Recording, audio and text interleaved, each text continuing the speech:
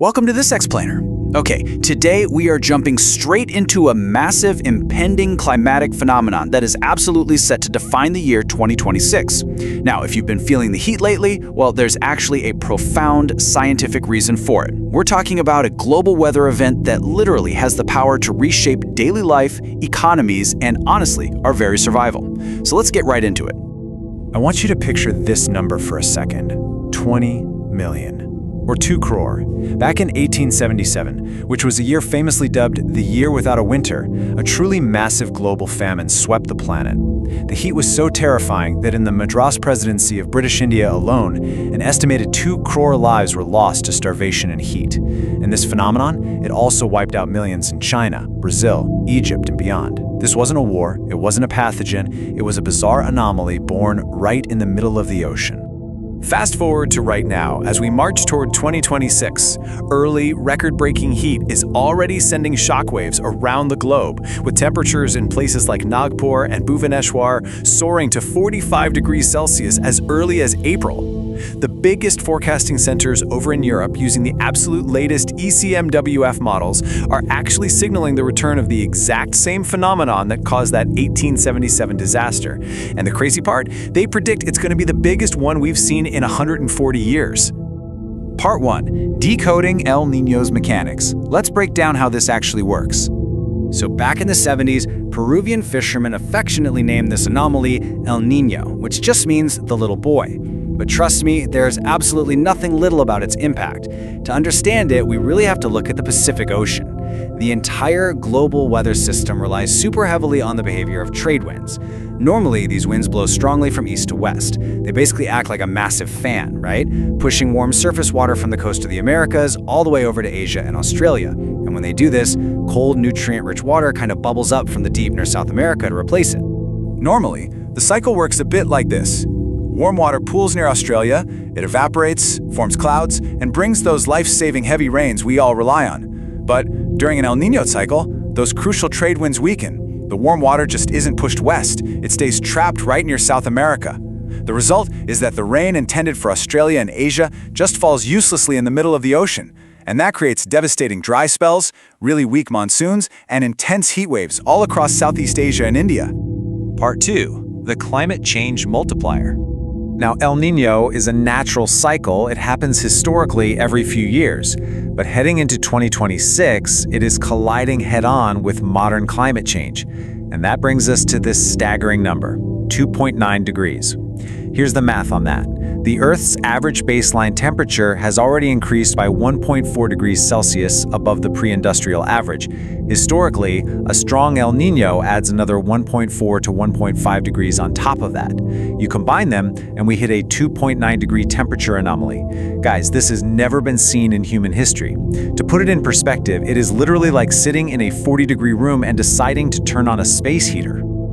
Part 3. The 4-layer impact. So, what does this actually mean for daily life? Specifically in South Asia, understanding this massive ocean heat wave is crucial because we are looking at compounding crises. Layer 1 is a severe monsoon deficit. We're looking at predictions of only 92% of normal rainfall. Layer 2, this directly hits agriculture, and remember 51% of farming there is entirely rain dependent. Layer 3 brings a really dramatic surge in extreme heat wave days. And finally, Layer 4, surging inflation. Let's dig into the economic data for a second to see exactly how that inflation hits home. The economic reality is pretty harsh. During a typical El Niño year, global non-fuel prices rise by about 5%. But in a super El Niño year, which 2026 is totally shaping up to be, food inflation violently spikes by 9%. When crop yields plummet because of the lack of rain, the cost of food just skyrockets. And this fiercely punishes everyday citizens, particularly folks who don't have a financial buffer or savings to fall back on. And the physical heat is honestly just as punishing as the economic strain. Take Delhi in 2024 as kind of a terrifying preview. Daytime temperatures increased by 1.8 degrees, but nighttime temperatures, they shot up by a whopping 4.4 degrees. And what's truly dangerous about this is the urban heat island effect.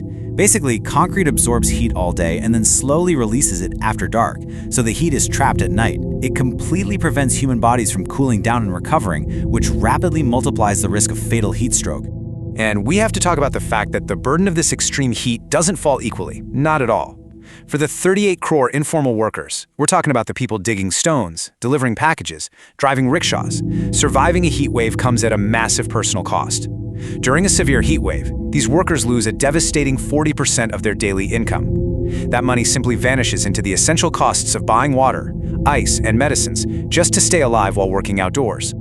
Part 4. Systemic Failures and Deforestation. So these immense human and economic costs are tragically being compounded by some major systemic failures to actually classify and prepare for the danger. There is a stark discrepancy in how fatalities are reported. Government agencies like the IMD report around 10,000 heatwave deaths between 2000 and 2020. The NCRB says it's over 20,000. But detailed independent analyses, they estimate that up to 1.5 lakh people die every single summer from heat waves. Why the massive gap? Well, because on death certificates, doctors usually list the immediate physiological cause, things like cardiac arrest, organ failure, or dehydration.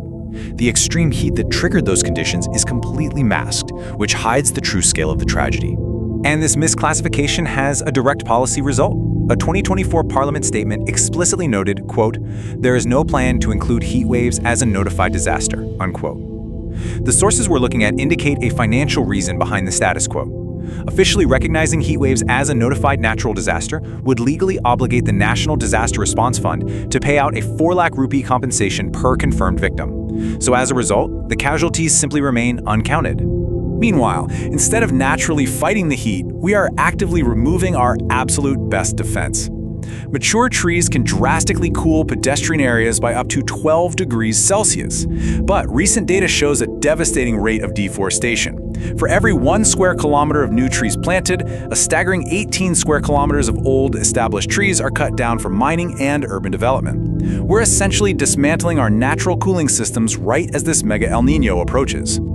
Part 5. Taking action to survive. Look, it's really easy to feel overwhelmed by all this data. We obviously can't individually reverse ocean currents or magically lower global emissions overnight. But we do have power in our immediate communities, and there are practical steps you can take today. First, focus on protecting established, old trees in your neighborhood. Planting new ones is great, sure, but 90% of saplings actually fail. Old trees are the real lifesavers. Second, look out for the vulnerable around you. Keep some inexpensive ORS packets on hand and offer cold water and shade to delivery and construction workers. Third, if you can, shift to rooftop solar power. Even just small balcony panels help reduce the immense strain on the coal-heavy power grid, which saves you money while lowering carbon emissions. As we wrap up this explainer, I want to leave you with a pivotal question to think about. As these extreme baselines continue to rise year after year, we really have to ask ourselves, what kind of permanent reality are we leaving for the next generation? Will the children born in 2026 ever even know a summer of 30 degrees? Or will 45 degrees be their new inescapable normal? The Super El Niño is coming, for sure, but how we prepare, how we protect the vulnerable, and how we adapt our cities, well, that is still up to us. Thank you so much for diving into this with me. Keep learning, stay cool out there, and I'll catch you in the next explainer.